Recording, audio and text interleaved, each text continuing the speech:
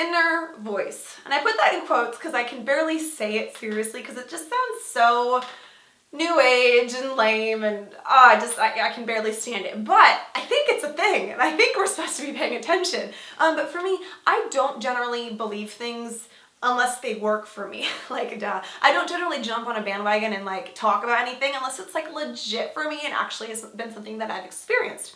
And so for many years, I did not experience the opportunity to listen to an inner voice, and I was really confused by people who talked about it because I was like, what the heck? Does everyone else know something I don't? Does everyone else have some magic compass inside of them telling them what to do with their lives? Because I certainly didn't have that.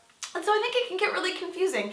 But now I'm kind of figuring it out, and that's why I want to share it with you guys so we all can benefit from this because it's actually kind of awesome. Those people actually kind of knew what they were talking about. Who knew? Okay, so the way that I figured this out kind of was, so my BFF, Jess, you guys know Jess, you love Jess, I love Jess. Jess is the best. She says the most brilliant things. And a lot of the things she says, like we'll be on the phone and she'll be like, well, yeah, and I got this idea that authenticity really means this. And I'll be like, oh my God, yes, you're right. Like I'll be freaking out. Like it feels like there's like an explosion in my chest because what she's saying rings so true for me. Like I'm resonating with what she's saying. And then sometimes I'll throw something out and then she'll be like, oh my God, you're right. And we'll build on it. And it's just like this wonderful electric energetic exchange. Okay. So through that, through feeling resonance with some of the concepts that she was bringing into my life, that's how I learned to really listen to my own inner self because I had such a clear example. Like when I am with Jess, I feel like myself. I feel electric. I feel like I'm clear-headed and centered for the most part. And I noticed that it wasn't just when we would hang out together. There were other things in my life that made me feel that way too. And then I realized that I could bring that same kind of desire into other things in my life. And this is where listening to your inner voice gets really cool and handy because it can help you make decisions that actually make you happy.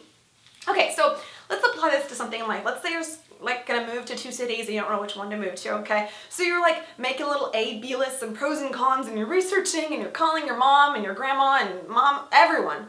You have 2 moms apparently in this story. You're calling all your moms and asking them what you're supposed to do, what city you're supposed to move to. That's a really like responsible, practical way to do it. But I kind of think that there's probably a part of you that knows. And I don't mean that a part of you knows the correct city to move to that's going to be magical and the right answer. I mean a part of you probably knows the city that you hope is the right answer. And so it doesn't mean that you're actually going to make the best choice ever that's going to work out, but I think actually it kind of does because the one that you want to move to is the right one for you. But because we're always Googling everything and asking questions and being responsible, practical human beings, we don't really know what we actually want. Like, genuinely, it's not like you kind of know, but you secretly are suppressing it. Like, a lot of times we genuinely don't know the right answer. But what I'm saying is that your inner voice magically does know. And your inner voice is not like some other part of you. It's not like you're split up in 2. That gets all confusing. It's not like the voice of God. It's not like you actually hear this thing in your head or your ears. Like, for me, let me explain for me what it looks like.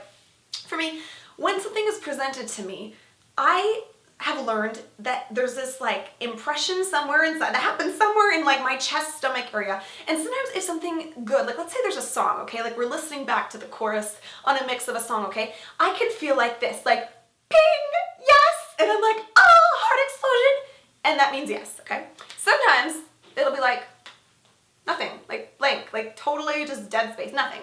And then that means I don't really have any emotional response to it. Sometimes it'll be like, like heavy, like a weight. It'll be like a pit in my stomach. Sometimes I felt so strongly against something physically that I have to almost excuse myself because I feel like I'm going to throw up. And to me, I'm excited about that because that means that I've trained my body to really work with me here and really be loud. It yells at me. My body is yelling at me, telling me, Ariel, no, don't commit to that. Don't do that. Don't say yes to that there. And that is so freaking helpful to me. Like all of a sudden I do have this magic compass inside of me. And it's not somebody else, some magical soul thing in me talking to me. It's just me. But all of a sudden I'm training myself to listen to me. And you have to honor the you inside of you. And like the way that that thing gets louder, the way that you can actually train your body to, like you almost teach your body to yell at you loudly is by actually paying attention and honoring. So when your body whispers yes, when there's a little ping, just a little bit, yes. Like, don't ignore that. Don't think, oh, that's irrelevant. That's not the right choice. I'm not going to do that. Actually try being like, oh, I'm not really sure why, but some part of me is kind of attracted to this, so I'm going to do that. So you're kind of following your desires. It's like you're cutting through all the noise, all the confusion, and actually listening to the part of you that knows what it wants.